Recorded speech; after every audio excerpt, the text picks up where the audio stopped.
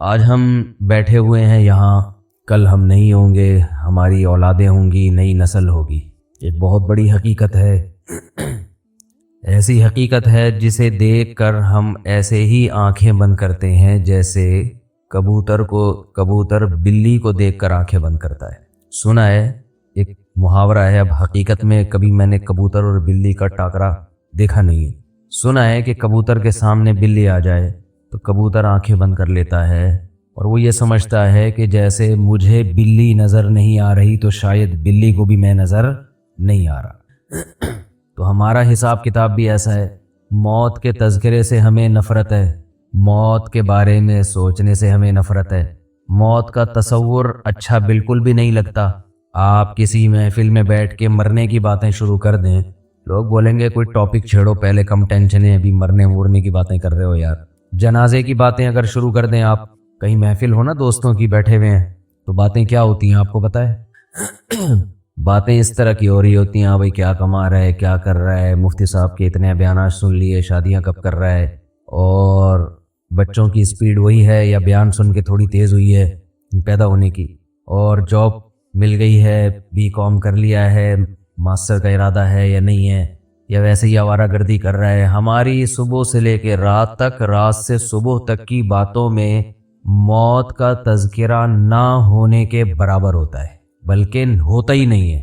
تذکرہ اتنا ہوتا ہے کہ فلاں بھی مر گیا، فلاں بھی مر گیا، فلاں، یہ خبریں چل رہی ہیں مارکیٹ میں، فلاں کا بھی انتقال ہو گیا اور فلاں بھی آج دنیا سے چلے گئے۔ تو یہ تو خبر ہے نا، نیوز اس حد تک تو ہوتا ہے، وہ تو خبر کے طور پر۔ بلکہ کمال کی بات یہ ہے کہ جنازوں میں بھی موت کا تذکرہ ختم ہو گیا۔ میت کو اگر دفنانے کے لیے جا رہے ہیں گاڑی میں رکھ کے یا کندھے پہ، تو بھی موت کا تذکرہ نہیں ہوتا۔ میت کو دفنانے کے لیے قبر میں ڈال رہے ہیں، وہاں کھڑے ہو کر بھی موت کی باتیں بولو نا یار، نہیں ہوتی۔ ہمیں یاد ہے بچپن میں جب میت دفنانے جاتے تھے نا، تو کم از کم راستے میں موت کی باتیں ہو جاتی تھی، یار ہم نے بھی مرنا ہے، کل ہم بھی لیٹے ہوئے ہوں گے۔ اب وہاں بھی نہیں ہوتی، دفنانے کے بعد بھی نہیں ہوتی، گھر آنے کے بعد بھی نہیں ہوتی۔ بس یہ کہ یہ ہوتی ہیں کہ کیوں مرے، کووڈ-19 سے مرے، ہارٹ اٹیک سے مرے، کولیسٹرول زیادہ ہو گیا تھا اس لیے مرے، خوراکیں اچھی نہیں ہیں اس لیے مرے، بیٹیوں کی ٹینشن سے مر گئے، وہ مرے۔ اپنے بارے میں بات کر رہا ہوں میں۔ آپ کہیں گے دن بھر تو ہم موت کی باتیں سنتے ہیں، لیکن اپنی موت کے اور سامنے والے کی موت کے تذکرے بولنے پر گورنمنٹ نے پابندی لگائی۔ ابھی تو زندہ ہے نا ماشا، ابھی مرے تھوڑی ہیں، جب تک زندہ ہیں تو جواب تو دینا بھائی۔ تو ہماری مثال ایسے ہے جیسے میرے بیٹے نے، چھوٹے بچے نے جنازہ دیکھا، اس کو کیا پتہ یہ میت کیا ہوتی ہے، مجھے آ کے کہنے لگا ابو آج میں نے ایک مرے ہوئے انکل دیکھے ہیں۔ مرے ہوئے، اس کا خیال تھا انکلوں کی دو قسمیں، ایک چلتے پھرتے انکل، ایک لیٹے ہوئے انکل۔ یہ بھی انکل ہیں، مر گئے، تو یہ اس طرح بھی کوئی چیز ہوتی ہے۔ تو جیسے بچے کو تھوڑی پتہ ہے کہ یہ کیا ہو گیا، تو ہمارا حساب بھی ایسا ہے، جب کسی کو مرا ہوا ہم دیکھتے ہیں تو ہمارا خیال ہے یہ زندہ انکل ہیں اور یہ مرے ہوئے انکل ہیں، یہ زندہ انٹی ہیں، یہ مری ہوئی انٹی ہیں۔ یہ نہیں پتا کہ یہ مرنے کا مطلب ہے گئے۔ بحریہ ٹاؤن ہاتھ سے بولو نا کیا ہو گیا، میں آپ کے دلوں سے کھرچ کے انشاءاللہ بحریہ ٹاؤن نکال کے چھوڑوں گا، بتا دوں میں آپ، بہت مسلط ہوا ہے بحریہ ٹاؤن۔ اور ریاض ملک ہی نام ہے نا، ملک ریاض، سوری، اگر وہ میرے بیان میں آیا تو اس کے دل سے بھی انشاءاللہ بحریہ ٹاؤن کھرچ کے نکالیں گے۔ تو مالک ہے، ہم اس کو کہہ رہے ہیں کہ بھائی تم غلط چیزوں سے دل لگا بیٹھے۔ بزنس سے منع نہیں کر رہے ہم، بزنس سے تھوڑی منع کر، وہ تو ہم صحابہ نے کیا ہے، دل نہیں لگانا۔ مٹی کے گھر ہیں، کچی مٹی ہے، گھروندے ہیں، مٹی سے دل بہلانے والے دنیا کے سب سے بڑے بے وقوف ہوتے ہیں۔ تبلیغ والے بڑی پیاری بات کہتے ہیں، کھڑی مٹی اور پڑی مٹی۔ جماعت میں نکلو نا تو کہتے ہیں جب بنگلوں میں جاؤ اور گشت کے لیے تو متاثر نہ ہو مٹی کی۔ there are two types of مٹیز۔ جب انگریزی میں تبلیغ ہوتی تو پھر یوں بیان ہوگا، اس ڈسٹ تو وہ اس کو کہتے ہیں وہ گرد و غبار۔ تو there are two types of مٹیز کی کتنی قسمیں ہیں، ایک پڑی ہوئی ہوتی ہے، ایک کھڑی ہوئی ہوتی ہے۔ اسی پڑی ہوئی مٹی کو تھوڑا لپائی پتائی کر کے بنا دو تو وہ ورلڈ ٹریڈ سینٹر بن جاتا ہے۔ تو اسی طرح انکل کی بھی دو قسمیں، ہم سب انکل ہیں نا، اپنے سے چھوٹوں کے لیے ہم کیا ہیں، انکل ہیں، اور جتنی خواتین ہیں وہ اپنے سے چھوٹوں کے لیے انٹی ہیں۔ معذرت کے ساتھ میں خواتین کو انٹی نہیں کہہ رہا، وہ بیان چینل سب انسبسکرائب کر دیں گی یہ انٹی کا سن کے۔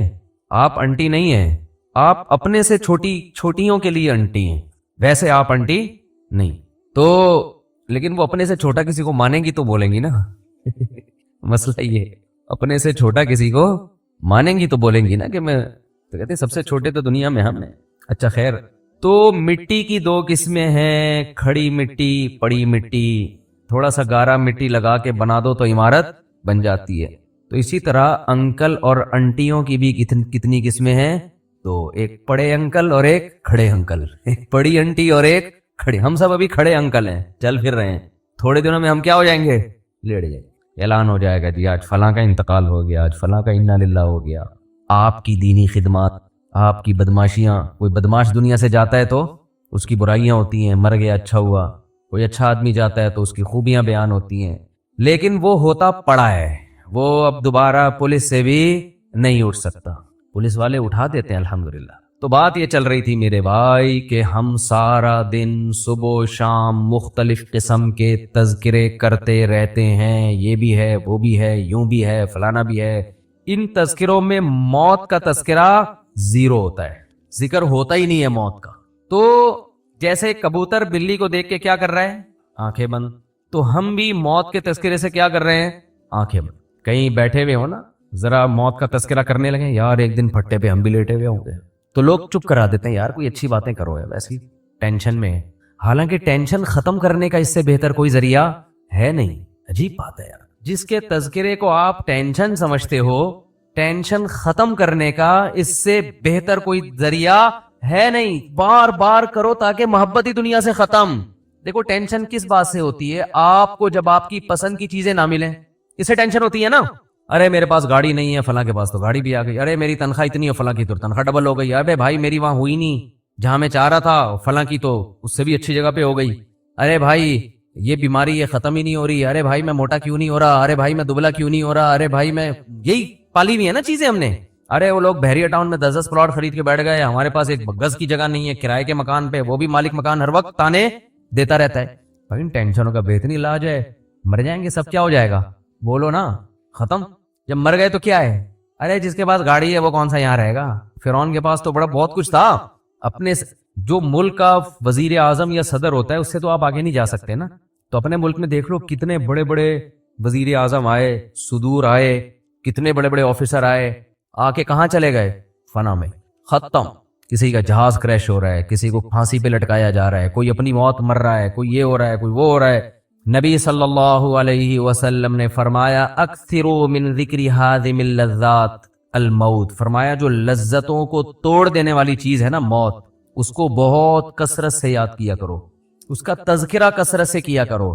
کیونکہ یہ ساری جو نعمتیں ہیں نا جن کو دیکھ دیکھ کے ہم جلتے کڑتے بھی رہتے ہیں، ڈپریشن میں بھی جاتے ہیں، یہ ساری لذتیں کیا ہونے والی ہیں؟ ختم. موت کے تذکرے سے ٹینشن جب ہوگی جب آپ دنیا کو مسافر خانہ سمجھ ہی نہیں رہے ہو، آپ سمجھ رہے ہو میں ہمیشہ یہاں رہوں گا، تو آپ اس خوش فہمی میں ہوتے ہو کہ میں موت کو بھلا دیتا ہوں، جب آنی ہوگی آ جائے گی، اور میں یہی سمجھتا ہوں کہ میں ابھی کیا ہوں، زندہ ہوں تو کل بھی زندہ ہوں. اس سے آپ سمجھتے ہو کہ آپ کو خوشی ملے گی، حالانکہ یہ وقتی خوشی میں ایک بہت بڑا غم لپٹا ہوا آ جاتا ہے آپ کے ساتھ. وہ غم یہ آ رہا ہوتا ہے کہ پھر آپ ساری چاہتیں یہاں پوری کرنا چاہتے ہو. خوش ہمیشہ وہی ہوتا ہے جو زندگی کو، دنیا کو W11 سمجھے. ہاں اس پہ پھر جن چڑیل بھوت بھی آئیں گے تو خوش ہوگا. جیسے ان صحابیہ کو نبی نے بتا دیا نا جنت کی ضمانت، تو انہوں نے کہا اسی میں خوش ہیں، کوئی بات نہیں، یہ بیماری ہے تو گزر جائے گی. دیکھو اگر وہ صحابیہ دعا مانگ لیتی یا رسول اللہ نہیں مجھے تو آپ شفا کی دعا کریں، میں یہ ٹینشن نہیں برداشت کر سکتی، تو شفا تو مل جاتی. لیکن شفا مل کے بھی موت، شفا نہ ملنے میں بھی موت، تو چلے گئے سارے دنیا سے. شفا مل جاتی تو بھی موت، بلکہ وہ نبی سے یہ دعا مانگتی کہ شفا بھی ملے، 500 سال کی زندگی بھی ملے، تو بھی اب تک کیا ہو چکا ہوتا؟ موت ہو چکی ہے. جو مر گیا مر گیا. دیکھو ماضی اچھا گزرے برا گزرے اس سے آپ کی صحت پہ کوئی اثر نہیں پڑتا. جو وہ ہمارے حدیث میں آئے گا گزر گئی گزران کیا جھوپڑی کیا میدان. جو ٹائم گزر گیا وہ تو اچھا گزرا برا گزرا، اب اس کا کرنا کیا ہے؟ حال اور فیوچر کو سوچ کے انسان خوش ہوتا ہے. کتنی بڑی بات ہے جب میدان حشر قائم ہوگا تو وہ صحابیہ کو کوئی یہ فیصلہ کر سکتا ہے کہ ان کو معاذ اللہ ان کے بدعمالیوں کی وجہ سے ان کو سزا ملے؟ کوئی اگر بالفرض بدعمالی ہو، بالفرض کوئی سوچ سکتا ہے؟ اگر ایسا ہو تو وہ تو نبی کے پاس آئیں گی، آپ نے تو گارنٹی دی تھی. تو یاد رکھو یہ گارنٹی صرف ان صحابیہ کے لیے نہیں ہے، اصل میں اصول ہے کہ جو ٹینشنوں اور بیماریوں میں صبر کرتا ہے اس کے لیے جنت کی ضمانتیں ہیں. نبی صلی اللہ علیہ وسلم نے فرمایا قیامت کے دن انسان اپنے اعمال کو دیکھے گا اتنا وزنی ترازو، وہ کہے گا یہ نیکیاں تو میں نے کی نہیں ہیں، تو اللہ فرمائیں گے تجھے دنیا میں جو مشکلات پہنچی اور تو نے صبر کیا، وہ سارا صبر اللہ نے نیکیاں بنا کے تیرے ترازو میں رکھ دیا۔ اور حدیث میں آتا ہے کہ صبر سے بڑھ کر، حدیث کا مفہوم ہے، کسی عمل کا وزن نہیں ہے، کوئی تہجد، کوئی مجاہد کی جو اتنی فضیلت ہے نا میدان جنگ میں لڑنے کی، اس لیے کہ صبر کرنا پڑتا ہے۔ جو لوگ اللہ کی راہ میں لڑتے ہیں، جہاد کرتے ہیں، وجہ کیا ہے؟ صبر بہت کرنا پڑتا ہے ان کو۔ تبھی قرآن نے کہا الصابرین فی البأساء والضراء وحین الباس، میدان جنگ میں صبر کرنے والے، تو وہاں بھی لڑتے ہوئے صبر کرنا پڑتا ہے۔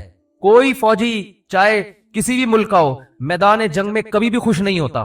یہاں بے شک بہادری کے جوہر دکھا رہا ہوگا، یہ ہو گیا، لیکن وہاں جا کے وہ کہے گا بھائی جنگ ختم ہو کسی طرح سے۔ تو وہاں اللہ نے کتنی فضیلت بیان کی، اور اللہ نے ان مجاہدین کی دعاؤں کا تذکرہ کیا کہ میدان جنگ میں نکل کے جو ہمارے نیک بندے دعا مانگتے ہیں، ربنا افرغ علینا صبرا وثبت اقدامنا، اے اللہ صبر کی بالٹیاں ہمارے اوپر انڈیل دے۔ کیا عجیب الفاظ ہیں، یہ نہیں کہتے اللہ میدان جنگ میں ہمیں صبر دے دے، بھائی یہ صبر تو ہر جگہ ہو۔ عام حالات میں اللہ نے کہا کہ اللہ صبر کرنے والوں کے ساتھ ہے، جو عام پریشانی ہے، کسی کا ایکسیڈنٹ ہو گیا، یہ ہو گیا، تو وہاں حدیث میں آتے اللہ سے صبر مانگو، من یتصبر، جو اللہ سے صبر مانگتا ہے، یصبرہ اللہ، اللہ اس کو صبر کی توفیق دیتے ہیں۔ وہاں یہ الفاظ ہیں، ہلکے الفاظ ہیں، لیکن میدان جنگ میں جو لڑنے والے ہیں اللہ کی راہ میں، ان کے لیے یہ نہیں کہا کہ صبر مانگو، ان کو کہا کہ اللہ سے دعا مانگو، اے اللہ صبر کی بالٹیاں ہمارے اوپر انڈیل دے۔ افراغ عربی میں کہتے ہیں پانی کی بالٹی کسی کے اوپر ڈال دیا آپ نے، بہانا پانی، تو گویا صبر کو پانی فرض کیا گیا ہے، اور اس کو ایک بالٹی میں رکھ کے ایسے انڈیل ہمارے اوپر۔ تھوڑا بہت صبر نہیں چلے گا یہاں پہ، وہ دشمن طاقتور ہے، وہ ٹینکوں بموں کے ساتھ چیتھڑے اڑا رہا ہے، آپ کی آنکھیں بھی جا سکتی ہیں، آپ کی ٹانگ بھی جا سکتی ہے، آپ گرفتار بھی ہو سکتے ہو، کتنی ٹینشنیں ہیں، اور یہ جنگ کب ختم ہوگی یہ بھی پتہ نہیں ہے۔ تو اللہ نے فرمایا وہاں یہ دعا مانگتے ہیں افرغ علینا صبرا، نیک لوگ دعا مانگتے ہیں اللہ ہمارے اوپر صبر کی بالٹیاں انڈیل دے۔ تو کس قدر، تو اللہ نے کیوں جنت، حدیث میں آتا ہے من قاتل فواق ناقۃ، جو اونٹنی کا عرب لوگ دودھ نکالا کرتے تھے نا، تو دودھ جیسے ہی ختم ہوتا ہے اس کو چند سیکنڈ کے لیے چھوڑتے ہیں تاکہ تھوڑا سا دودھ دوبارہ جمع ہو جائے، پھر دوبارہ نکالتے ہیں۔ تو آپ صلی اللہ علیہ وسلم نے فرمایا جس نے اللہ کی راہ میں قتال کیا، لڑا، اتنی دیر جتنی دیر میں اونٹنی کے دودھ کو دھونے کے لیے چھوڑا جاتا ہے، چند سیکنڈ ہوتے ہیں، وجبت لہ الجنہ، اس نے جنت اپنے اوپر واجب کر لی۔ تو کیوں ہے بھائی یہ فضیلت؟ اس لیے کہ یہ یہاں بیٹھ کے بات کرنا آسان ہے، لڑنا بہت مشکل کام ہے میدان جنگ میں۔ تو کیوں اتنی فضیلت؟ لڑائی کی وجہ سے نہیں، صبر کی وجہ سے، اس کا صبر بہت ہے۔ تو میرے بھائی چاہے مصیبتوں میں صبر ہو، بیماریوں میں ہو، جن چڑیل بھوت آ گئے، کوئی بھی ٹینشن ہے نا، تو اس میں آپ صبر کو ہلکا نہ سمجھیں۔ اور یعقوب علیہ السلام کی دعا یاد کر لیں، جب بیٹا گم ہو گیا تھا نا، لوگ کہہ رہے تھے کہ آپ تو مایوس کیوں نہیں ہوتے، آپ یہ کیوں نہیں اور یوں کیوں نہیں، تو کیا فرمایا اعلم من اللہ ما لا تعلمون، میں اللہ کے بارے میں وہ کچھ جانتا ہوں جو تم نہیں جانتے۔ کیا مطلب؟ مجھے پتا ہے اللہ جب کسی کو تکلیف دیتا ہے تو بنانے کے لیے دیتا ہے، تکلیف برائے تکلیف نہیں ہوتی۔ تو مسلمان کے لیے حدیث میں آتا ہے کہ نبی صلی اللہ علیہ وسلم نے فرمایا مسلمان کو جب تکلیف پہنچتی ہے اس کے درجات بلند، وہ تکلیف اس کو بنانے کے لیے، اور منافق کو جب تکلیف پہنچتی ہے تو تکلیف برائے تکلیف ہوتی ہے۔ وہ حدیث کا مفہوم ہے، پورے الفاظ انشاءاللہ میں سناؤں گا کسی وقت۔ تو اس لیے میرے بھائی اللہ سے عافیت مانگیں، ہم تکلیفوں کے اہل نہیں، ہم تو نالائق لوگ ہیں، بے صبرے لوگ ہیں۔ ایک صحابی نے جب نبی سے یہ بیان سنا نا صبر پہ، کیسا صحابی کا جذبہ، اللہ سے مصیبتیں مانگنے لگے، دعا مانگ رہے ہیں اللہ مجھے مصیبتیں دے تاکہ میں صبر کروں۔ یہ صحابی کا ایمان تھا کہ مجھے دنیا میں اللہ خوشی چاہیے ہی نہیں، لیکن نبی نے ان کو منع کیا کہ یہ عبدیت کے خلاف ہے، غلامی کے خلاف ہے۔ غلام ہمیشہ اللہ سے کیا مانگتا ہے؟ غلام کا کام ہے بھائی وہ عافیت مانگے۔ جیسے غلام اپنے مولا سے کہے مجھے نہیں پیسے چاہیے، تو مولا کو غصہ آئے گا، بھائی میں بڑا ہوں تو چھوٹا ہے، تو میں تو باپ اپنے بیٹے کو کچھ کھلا رہا ہے، بیٹا کہ ابا میں کسی کا محتاج نہیں، مجھے نہیں چاہیے، تو باپ کو غصہ آئے گا نا کہ تو کسی اور کے سامنے یہ بات کر، میں تیرا باپ ہوں۔ تو اس لیے اللہ کو بھی اللہ چاہتے ہیں کہ بندے مجھ سے خوشیاں مانگے، غم نہ مانگے۔ غلامی کا تقاضا یہی ہے۔ تو اللہ سے خوشی مانگو، اے اللہ ہم بے صبرے لوگ ہیں، اے اللہ ہم سے مصیبتیں برداشت نہیں ہوتی، ہم نالائق ہیں، تو اللہ سے عافیت مانگے، اے اللہ ہمیں شکر کی نعمت سے ہی نواز دے، بس تو ہمیں نعمتیں دے اور شکر کی توفیق دے دے۔